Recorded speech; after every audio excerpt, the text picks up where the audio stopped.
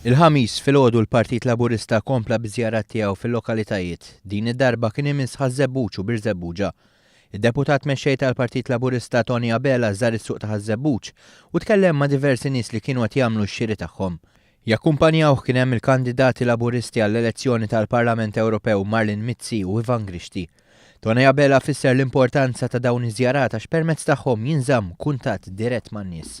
Abela għalli hemm sinjali tajba fost in-nies. Mill-kummenti li smajt, għalkemm ikunu mħaltin, ġifieri, tisma' kemm negattivi u kemm pożittivi. Però in ġenerali nista' ngħid dak ir-rapport huwa indikazzjoni tajba ta' x'qed jisri fis-suq Malti. Fi żjara simili f'Biżebbuġa l-Ministru Konrad Mizzi tkellem ma' residenti u spikka l-element pożittiv li qed imexxi l-pajjiż dan il-gvern u kif dan qed iservi ta' ġid lill-poplu. Mizzi jgħid li f'sena dan il-gvern irnexxielu jindirizza temi li għal snin twal ma kinux indirizzati. Naħseb dawn huma bread and butter issues li l-poplu jixtieq li kienu li jistenna ħafna snin u aħna fl-ewwel sena diġà bdejna wettquhom. Jonqos ħafna x'isir, però l-vajba hawnhekk hija pożittiva jekk jirnexxielna l-enerġija li f'dal pajjiż niċċenniljawh in the right direction għandna futur sabiħ.